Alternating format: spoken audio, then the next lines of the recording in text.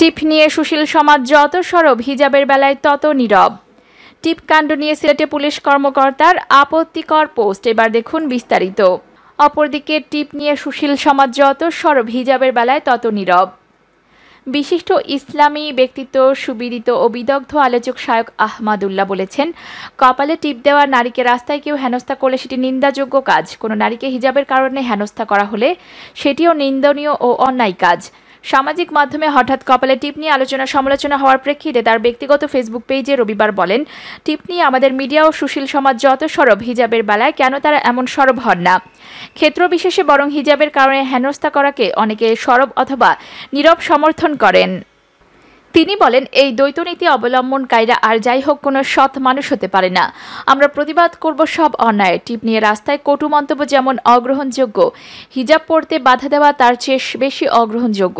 কারণ প্রথমটি ব্যক্তির চয়েস মাত্র, দ্বিতীয়টি ব্যক্তিগত চয়েস ছাড়াও ধর্মীয় স্বাধীনতার বিষয়।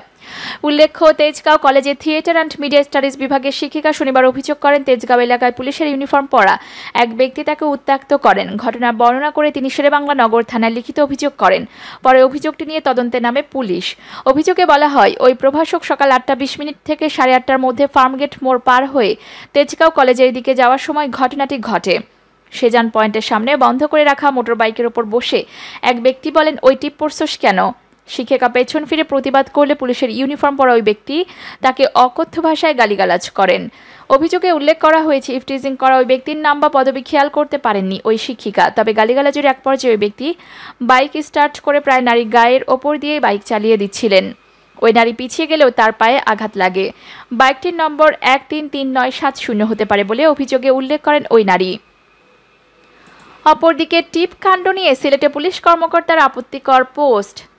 টিপ কাণ্ডের সারা দেশে উত্তেজনার রেশ এখনও কাটেনি। এরই মধ্যে টিপ নিয়ে বিস্ফোরক মন্তব্য করলেন সিলেটের এক পুলিশ কর্মকর্তা। ফেসবুক পোস্টে তিনি নারী পোশাক নিয়ে আপত্তিকর মন্তব্য করেন এবং টিপ ইস্যুতে প্রতিবাদকারী পুরুষদের নিয়ে নেতিবাচক কথা বলেন।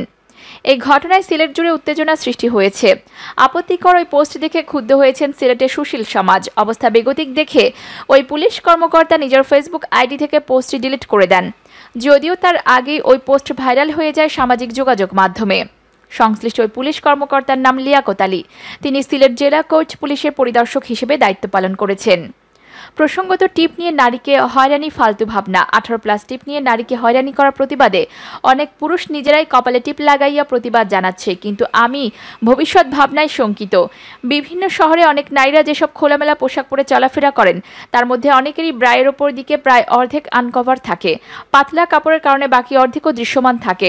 এখন যদি কোনো পুরুষ এইভাবে ব্রা পরার কারণে কোনো নারীকে হয়রানি করে, তবে কি তখনও আজকে কপালে টিপ লাগানো প্রতিবাদকারী পুরুষগণ এইভাবে ব্রা পরে প্রতিবাদ করবেন? পুলিশের একজন কর্মকর্তার এমন মন্তব্যে হতবাক সিলেটের সুশীল সমাজ।